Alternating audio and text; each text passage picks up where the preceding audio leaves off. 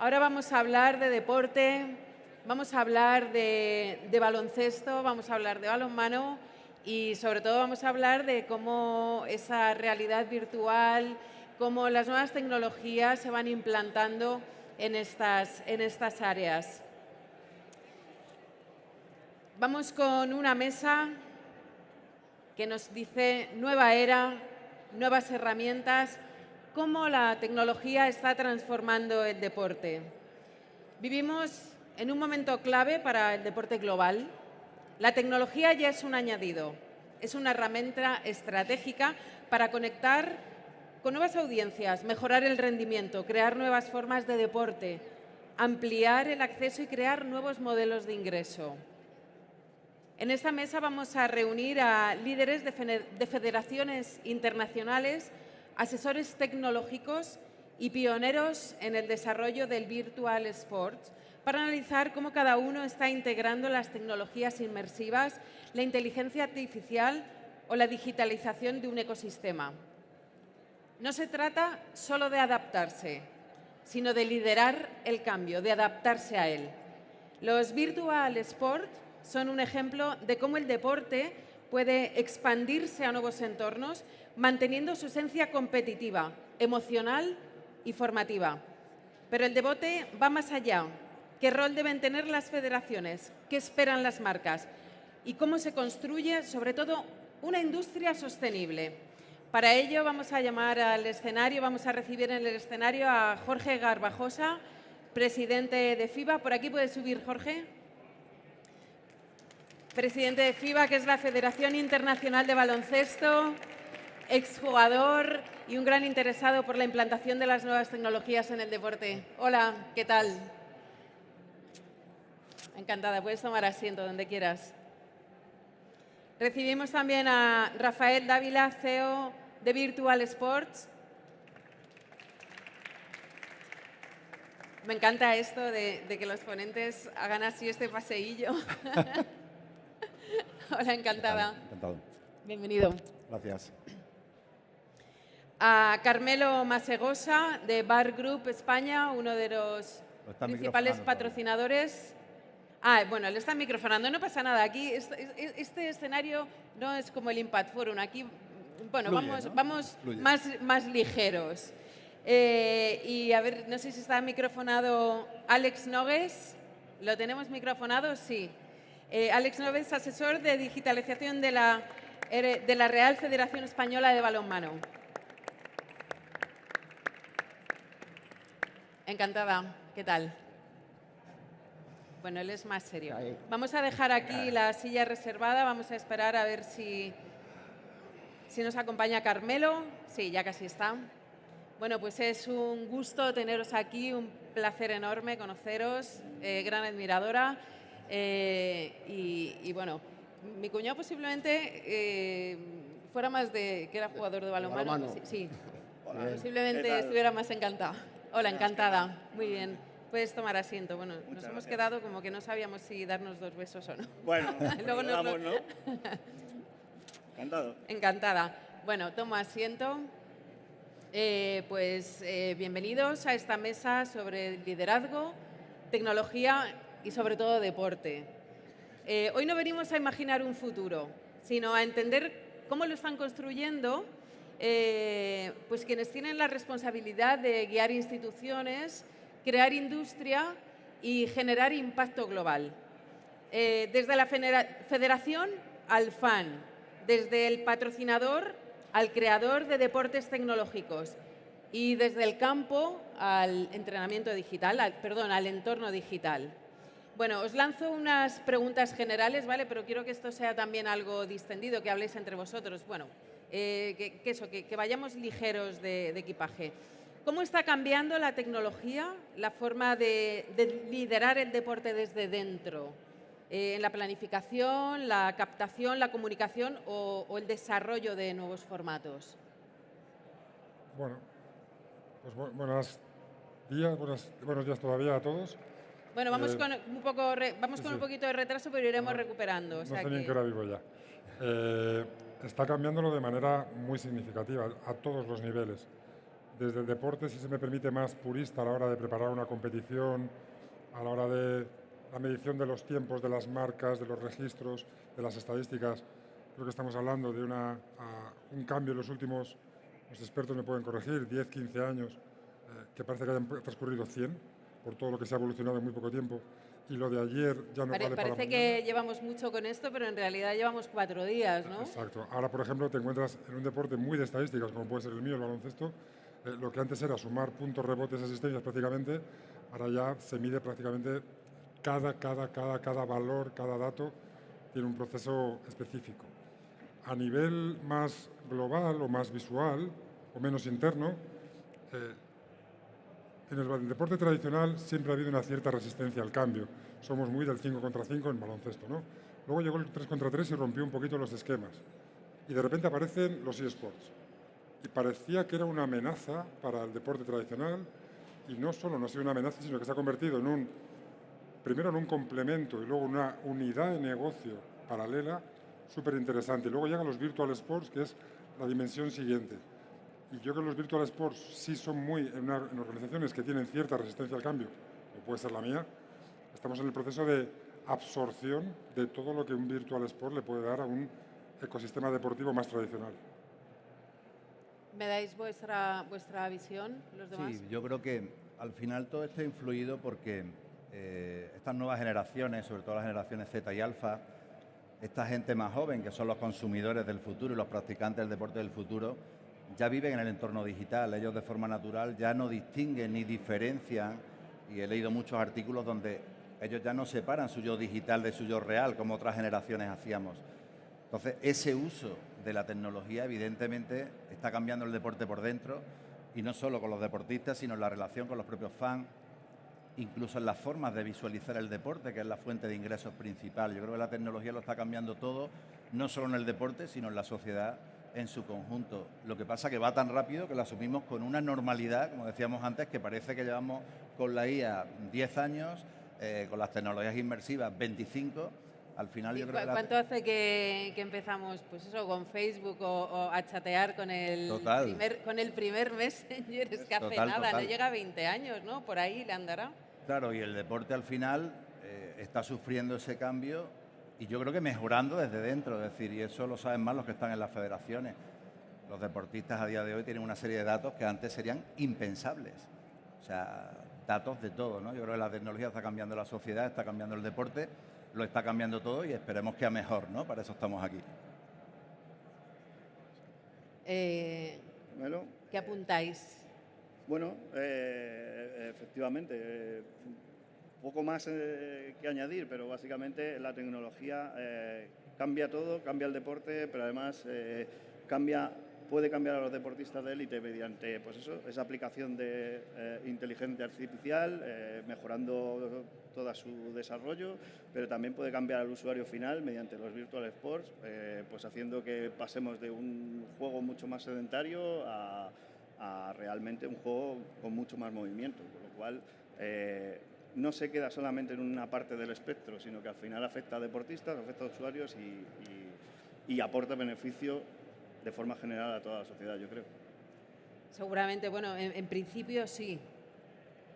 Beneficio y quizá también hay una parte, ¿no? Bueno, tiene que haber de todo. Luego lo comentamos. ¿Qué tecnología os ha hecho reflexionar más sobre vuestro modelo actual? ¿Ha sido la realidad virtual, el análisis de datos, la IA? Bueno, nosotros hace 2 años empezamos un proyecto liderado por el presidente de la Federación Española de Balonmano, Paco Blázquez, en el que había que, con este mundo tecnológico, buscar algo en el balonmano que nos diera un plus, sobre todo con otras federaciones de balonmano y con otras federaciones a nivel de deporte en España. Ahí empezamos un proyecto en el que el balonmano a nivel táctico es muy reconocido a nivel internacional, pero hay mucho trabajo manual. Se utilizan muchos programas de análisis de vídeo, de entrenamiento, para sacar datos, pero hasta ahora eran programas que había que tener un soporte humano por detrás, y eso te generaba un límite de horas de trabajo. Entonces, en ese proyecto lo que empezamos a pensar es vamos a aprovechar la tecnología, la irrupción de la IA, para que ese trabajo manual fuera hecho por máquinas. Ahí fue donde contactamos con Bar Group, que son la empresa que nos está desarrollando el sistema, y nuestro sistema es poder utilizar un vídeo de un partido o de un entrenamiento.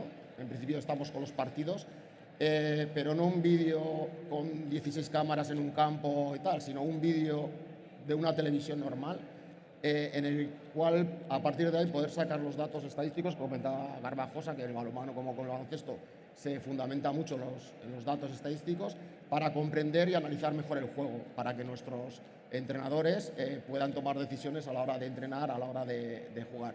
Y ese es un poco el proyecto en el que nosotros nos hemos embarcado y en el que Bar Group nos está llevando por buen camino, para que a través de una sola retransmisión televisiva poder sacar los datos que de otra manera pues tienes que tener una persona por detrás. Esto nos lleva no solamente un partido, sino que podríamos analizar todo un campeonato, podemos analizar rivales, porque la máquina al final puede estar trabajando las 24 horas y eso nos da un plus y un aumento de datos que luego podremos utilizar, pues bueno, lo que tenemos un poco separado en análisis, en rendimiento, para también controlar cuando hacemos concentraciones con jóvenes y tal, posibles datos de rendimiento, y un último apartado de salud, en el que en función de todos esos datos que vamos sacando, poder ver qué influencias en horas de entrenamiento o en partidos o en diferentes movimientos puede llegar a haber una lesión, intentar prevenirla o intentar corregirla. Y se puede... bueno, sí. Bueno, al hilo de eso, si me permites, es súper interesante, pues no puedo estar más de acuerdo. Y ahora se dan cosas que en mi época, cuando jugaba, y no quiero ser abuelo cebolleta, jamás hubieran pensado. Antes, un entrenador dirigía un partido en función de su preparación de partido, su olfato, y si el jugador estaba cansado o no, ¿cómo se sabía? ¿Cómo vas? Aguanto entrenador, aguanto coach. Ahora es muy común ver al director de rendimiento, al preparador físico o preparadora física, acercarse al entrenador y decirle, cambia tal que lleva X minutos jugando. Porque forma parte también mucho, no solo del rendimiento, como decía él, de maximizar el rendimiento, sino también de prevención de lesiones, de cómo llegar al minuto final con los jugadores con una carga concreta. Eso ya lo hemos interiorizado como normal. Eso hace 5 años no existía. Hace 5 años. Antes de la pandemia no estaba desarrollado ese nivel de tanta influencia en el momento culmen de un deportista, que es el partido. Y ahora ya se mide mucho más. Y los jugadores también han tenido que pasar un proceso de, si me encuentro bien, ¿por qué me cambias? Es porque ya las decisiones se toman con unos parámetros más tecnológicos o más digitales que sensacionales. Claro, además, bueno, va un poco al hilo de lo que estás comentando tú, la pregunta que os iba a hacer, que es, claro, tú recopilas datos y puedes tomar decisiones, ¿no? Porque has estado analizando el partido anterior, ¿no? Bueno, los partidos X, pero digamos que en directo, mientras un partido se pueden, por lo que tú dices, ¿no? Entonces también eso te ayuda a poder tomar decisiones en el momento. O quiero decir, la inteligencia artificial está ayudando a que, ya no solo por los datos que tienes, sino por los datos que te están llegando en ese momento, bueno, sí, para poder tomar decisiones tácticas, ¿no? Esa es un poco la idea final. A día de hoy, eso ahora no está... ¿Eso se está haciendo o no? A día de hoy no. Eso es una cosa que queremos implementar cuando desarrollamos este sistema, que nosotros esperamos tenerlo finalizado para este verano y poderlo implementar ya de cara a la temporada 25-26. Entonces ahí lo que haces es recoger datos. Es verdad que, como decía Garbajos, al final los entrenadores funcionan mucho por el ojímetro, ¿no? Claro. Por el contacto con los jugadores de estás cansado, aguantas, tal. Entonces ahora lo que nosotros queremos es dar datos reales al entrenador, que aparte de su ojímetro, de lo que está viendo en el campo, de las sensaciones que tiene con los jugadores, que tenga datos reales que le puedan ayudar a tomar una decisión, si hay que hacer un cambio de defensa, si hay que hacer un cambio de jugador, si hay que hacer un cambio de modelo de juego en el propio partido. Al final es buscar información real para que el entrenador pueda tomar ese tipo de decisiones. Ese es el objetivo, pero además hablábamos de lo rápido que va toda la tecnología, claro. Sí. Toda la parte, en un entrenamiento, hace nada aparecieron los wearables, entonces en un entrenamiento tú puedes acondicionar unos dispositivos para que los jugadores pues tomar esas mediciones. Claro. ¿Qué ocurre? En un partido de élite, tanto de balonmano como de baloncesto, eso es poco probable. Entonces, ya no necesitamos esos dispositivos, sino que a través de vídeo somos capaces de analizar todos los movimientos, ángulos, hacer toda esa previsión de cansancio, lesiones, etcétera, etcétera. Y los jugadores están haciendo su deporte sin ningún tipo de artefacto adicional, con lo cual hace nada empezaron los wearables, pero es que ahora ya estamos yendo a un punto donde ni con ese tipo de dispositivos son necesarios para evaluar todo ese rendimiento. Que no son necesarios. No son necesarios. necesarios. Y realmente, lo hacemos a través de vídeo, ¿realmente se pueden prevenir las lesiones? Sí, ¿no? Bueno. Digamos, funciona, ¿no? A un jugador que se encuentra en un buen momento en el partido y tú le dices, ¿estás cansado? Por muy reventado que esté, te va a decir, no, yo sigo. Probablemente ese jugador, Claro. he pasado personalmente, tú lo que quieres es jugar, tú lo que quieres estar en el campo, tú lo que quieres es ser protagonista, ayudar al equipo, pues tú no te cambias, tú a ti mismo no te cambias, es muy raro. Yo tuve una rotura de gemelo por pasarme de revoluciones. Eso, con la tecnología que existe ahora, el entrenador hubiera tenido la capacidad de medir cuál era mi límite. La tecnología tiene dos cosas en función de deporte que nos ayudan mucho. Uno es las herramientas que nos pone a disposición, son súper útiles, y la segunda es que nos obligan a mejorar, que te van exigiendo a ser mejor, te van exigiendo a tener más datos, te van exigiendo a tener más tecnología, más recursos, y eso es una de las cosas más beneficiosas, que es o creces con la tecnología, como otros crecen, o te quedas muy atrás. ¿A los deportistas les ayudan a crecer, digamos, en sus marcas todo este uso de tecnología? A ver, yo Quiero decir, ¿se refuerza la parte física? Bueno, imagino que en el momento que, por ejemplo, puedes predecir lesiones o puedes intentar evitar la lesión, ya estás ayudando físicamente, pero quiero decir, ahora los deportistas con todo el uso de la tecnología, de todo tipo, ¿no? Camisetas, de zapatillas, digamos que sus marcas mejoran. Bueno, yo creo que sí. Al final, por ejemplo, en el balonmano ha habido un boom con un cambio de reglamento Hay que un hubo, sonido muy extraño. que al final el juego es mucho más veloz, mucho más rápido. Eso conlleva a que al final el jugador se tiene que adaptar a esas situaciones. Necesitas no tener un 7 titular, sino necesitas un equipo en el que tener que hacer cambios y tener que involucrar a todo el mundo.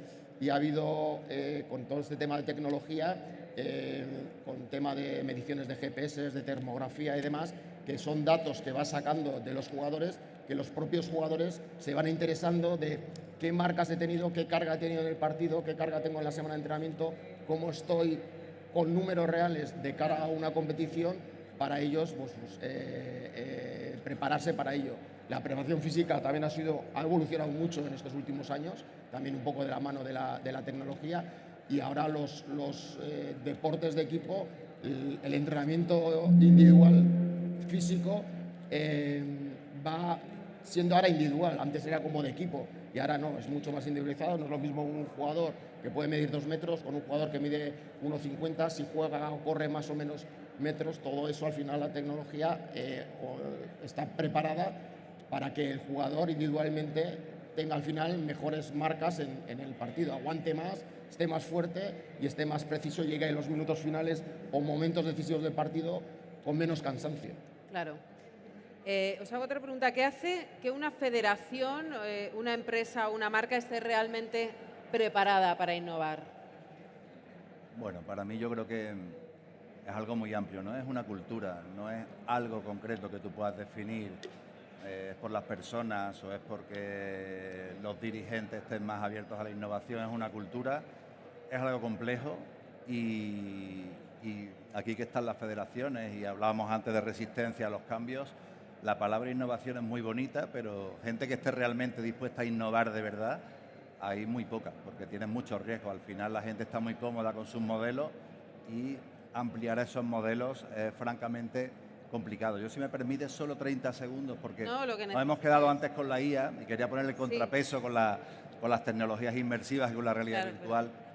Fijaros que hablamos mucho de la IA, de cómo va a mejorar todo el rendimiento, pero hemos hablado casi siempre de los deportistas de élite.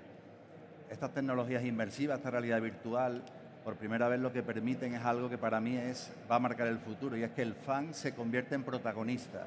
Es ese fan que se pone las gafas, el que empieza a jugar. Ahí van a crearse nuevos modelos de negocio, nuevas oportunidades, y vuelvo a lo que decía respecto a la innovación. Nosotros que estamos ahora creando con todo esto una nueva área patrocinable en la industria del deporte, cuesta al principio, pero es verdad que va permeando la innovación también en el deporte, porque ya hay profesionales que están dedicados a hacerlo un poco comprensible para esa gente que está más arriba en las federaciones. No es el caso de Jorge, que está abierto a la innovación, pero bueno, hay otros presidentes que le cuesta, ¿no? Porque al final es tantos cambios tan rápidos, más todo lo que tenían que hacer de antes cuesta bastante trabajo. Claro, es que la gente muchas veces no está preparada para el cambio. Nosotros lo dividimos, la tecnología es muy difícil de abarcarla, la dividimos en 4 apartados. Da mucho miedo, ¿no? A veces la tecnología. Sí, y sobre todo muchas veces necesitas buscar esa aplicabilidad de la tecnología a una mejora real. Pongo ejemplos de 4 apartados diferentes. Uno es, como presidente de una federación internacional con 50 federaciones, mi objetivo es que crezcan en bloque, no solo que crezcan las punteras y no dejar a nadie atrás, ¿no? Que se dice ahora. Por ejemplo, la inteligencia artificial permite que federaciones con muchos problemas de desarrollo, en su día a día, no hablamos de escribir una carta, hablamos de procesos de hacer un presupuesto, de hacer una planificación deportiva, que no tienen recursos humanos para hacerlo. Pues la inteligencia artificial u otro tipo de tecnologías pueden solucionar muchos de esos problemas. Como ejemplo, dentro de 3 semanas tenemos la Asamblea General, y dentro de esa Asamblea General hacemos workshops de cosas que pueden ser útiles. Tenemos un experto en inteligencia artificial a explicarles la aplicabilidad que puede tener esa herramienta en su día a día. Pero luego hablamos de la parte deportiva que ya hemos hablado, hablamos de la parte comercial, a nivel de la venta, de sponsorización y demás. Lo físico está agotado, lo físico ya no hay más espacio, ya cuesta mucho encontrar soportes que vender, que lo digital nos está dando una vía de monetización en paralelo, o sea, y luego la cuarta, que es la aplicabilidad con el fan. Lo decía él ahora mismo. Los videojuegos han tenido una parte comercialmente para las federaciones muy interesante, nos han permitido llegar a otro tipo de público, un tipo de público más joven. ¿Qué ocurre? Que estamos cayendo en la no práctica del deporte y un cierto sedentarismo. Las experiencias inmersivas combinan las dos cosas. Combinan, evita el sedentarismo y a la vez es un tipo de deporte probablemente, y tenemos que asumirlo, más adaptado a un consumidor de 16 años que uno de 47 como puedo ser yo. Y sin duda, Sí, bueno, pues todo lo que se está comentando, evidentemente toda la tecnología, lo que se está democratizando, evidentemente hay federaciones que pueden no tener tantos recursos, pero tanto para los propios deportistas como por la productividad que comentaba Jorge, como por nuevas vías de monetización que comentaba Rafa, es que se tienen que unir al carro. Al final, para los deportistas sí que va a mejorar ese rendimiento. Al final, los centros de alto, la profesionalización llega hasta un punto dentro del mundo físico y tenemos que ir más allá y mejorar el rendimiento desde un punto de vista tanto virtual como de inteligencia artificial. Los usuarios, lo que comentábamos antes del espectro, encuentran nuevas formas de interacción con esos deportes, mucho menos sedentaria, y al final las federaciones pueden abarcar más procesos, ser más productivos con menos recursos si tienen esa pequeña inversión, y por último encontrar esas nuevas formas de monetización que al final van a traer ese retorno de inversión para seguir invirtiendo en tecnología, desde luego. Y un inciso sobre la aceptación de la tecnología. Sí que es verdad que los y las deportistas lo aceptan mucho más rápido, y los entrenadores y las entrenadoras les cuesta un poco más porque muchas veces están en su zona de confort, ya con un modelo establecido, claro, de cómo funcionan, de que saben que eso les renta. Entonces, meter algo nuevo, sobre todo de tecnología, necesitan un tiempo de acoplarse, de conocerlo, para poder sacarle fruto, y hay veces que ahí sí que solemos tener pequeñas diferencias, pero es algo a lo que tendremos que tender a ir.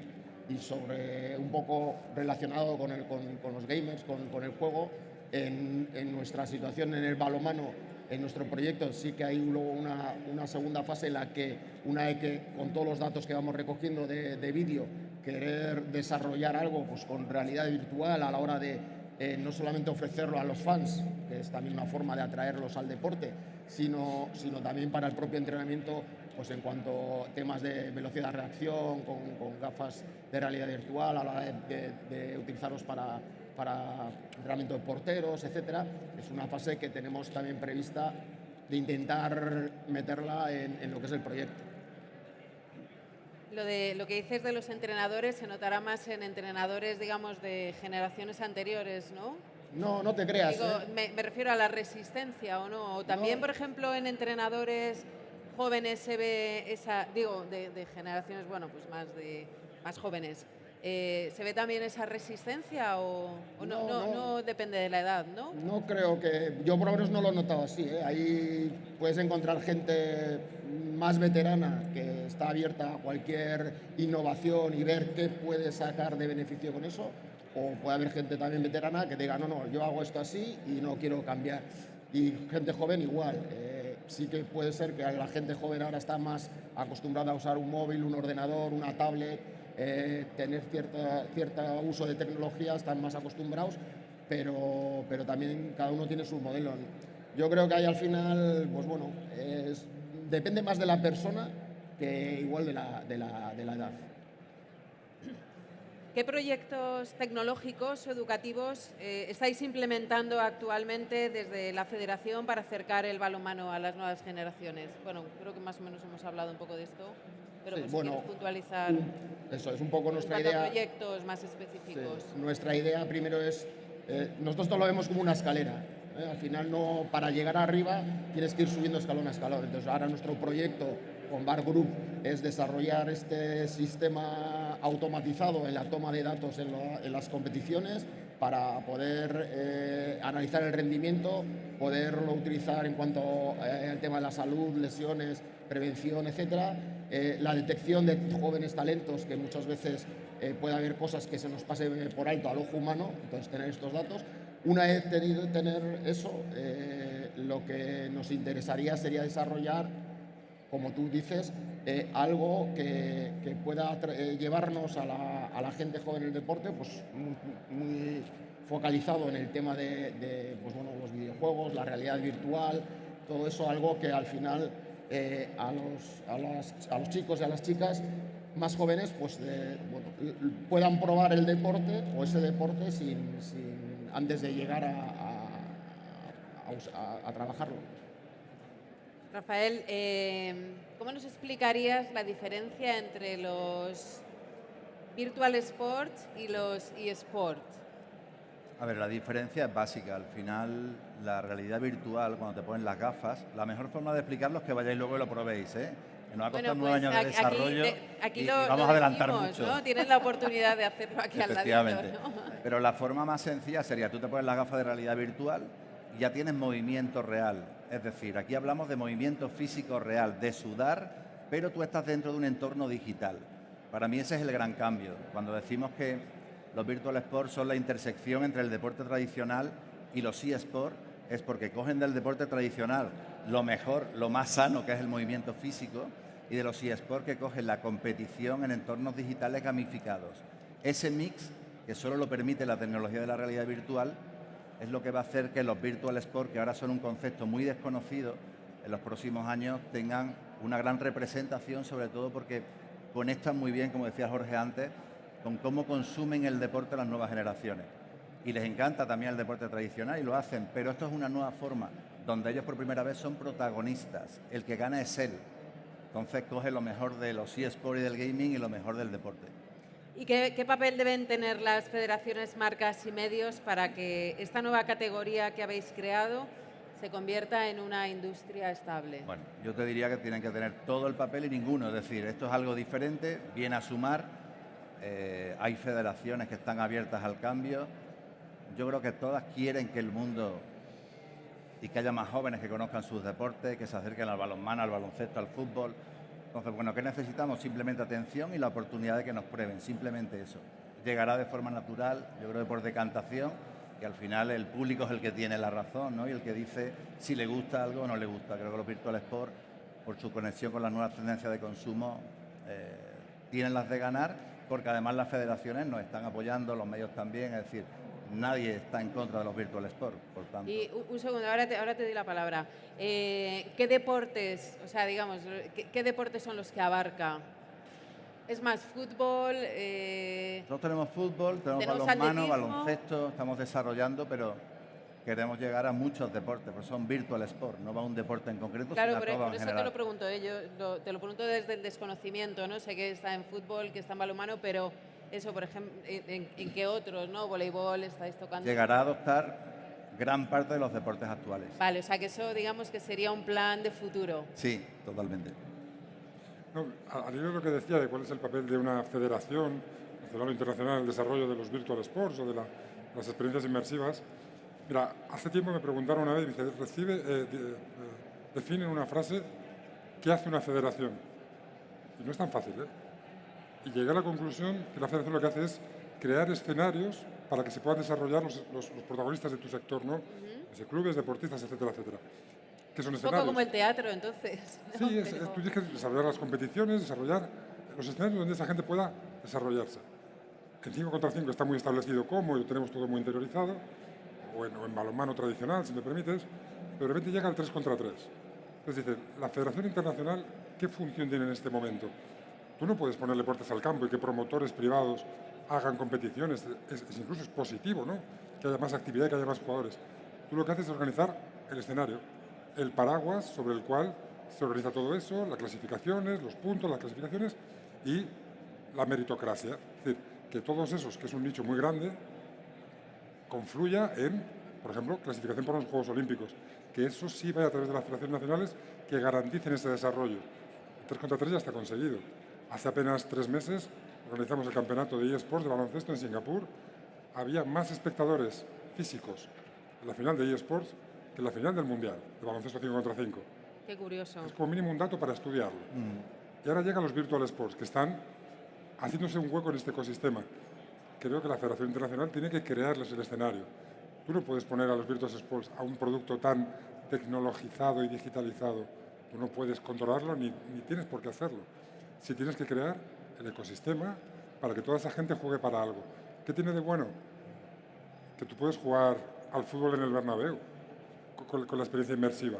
Eso no te lo puede hacer nadie. Tú no vas a poder. Un chaval de cada 1000 o cada 1.000.000 va a jugar en el Bernabéu. Cada chaval que se ponga unas gafitas puede jugar. ¿Qué queremos? En el Bernabéu, en el Madison Square Garden o donde sea. ¿Qué tenemos que hacer? Crear el ecosistema para que ese chaval acabe jugando una final olímpica en Santiago Bernabéu. Eso era lo que te digo de verdad que te iba a preguntar esto, ¿no? Si veríamos esto en, por ejemplo, Juegos Olímpicos. Es cuestión de tiempo. ¿Cuánto tiempo? No tengo la menor idea. Bueno, a la velocidad que vamos, Probablemente antes de lo que... seguramente menos de lo que pensamos, ¿no? El anterior presidente del Comité Olímpico, Tomás Bach, y me consta que la nueva presidenta, Christy Coventry, están muy sensibilizados, pero no por una cuestión de ayudar, es una cuestión de que es un business unit súper potente de cara a futuro y que el Comité Olímpico está en un proceso de expansión y de modernización. Si las federaciones internacionales somos lentas, el Comité lo es un poquito más, pero yo creo que el movimiento ya ha empezado, lo vimos en París. Y yo creo que cada año, cada 4 años, mejor dicho, va a haber una evolución muy, muy, muy clara. No sé si queréis añadir algo más. Desde el lado de las marcas y además en este caso una empresa tecnológica internacional como la vuestra, ¿qué tipo de retorno buscáis hoy en un patrocinio? ¿Cómo cambia vuestra estrategia cuando el entorno deportivo se vuelve digital? A ver, al final, como hemos comentado antes, en el momento en que un entorno deportivo se vuelve mucho más digital, se abre un mundo de posibilidades respecto pues eso, a nuevas vías de monetización, a nuevos patrocinios, amplías el público. Al final, la televisión te da una visión, pero todas las nuevas generaciones al final se comunican mediante dispositivos tecnológicos, mediante móviles, tablet y lo que esté por venir. Y todo esto lo que hace es que si te llevas todo el deporte o parte del deporte tradicional a ese deporte virtual, te va a permitir acceder a un nuevo mercado, pero además no solamente a un nuevo mercado, sino al mercado que nos viene, que son estas nuevas generaciones y que se van a relacionar mediante estos dispositivos, más que casi entre ellos. Y siempre estamos todo el tiempo hablando, ¿no?, de eso, pues del deporte de élite, ¿no? Pero ¿qué pasa con, bueno, pues con una generación más mayor, que también hacen deporte a su manera, ¿no? Pero bueno, con nuestras madres, mi madre. Bueno, No sé si, pero bueno, también hacen deporte, ¿no? Como hablamos de democratización, ¿va a llegar también a esas generaciones los virtual sports? Las barreras Claro, porque no siempre hay que estar... Las barreras de entrada son menores y hay niveles.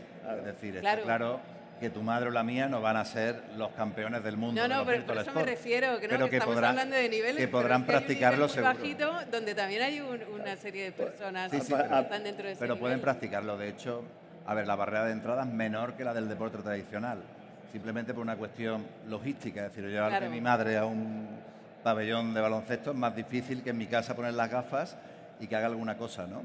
A lo mejor de repente pueden hacer realidad algún sueño que hayan tenido de jóvenes y que no, pues bueno, pues que a lo mejor en esa época no han podido ponerse a jugar al baloncesto porque...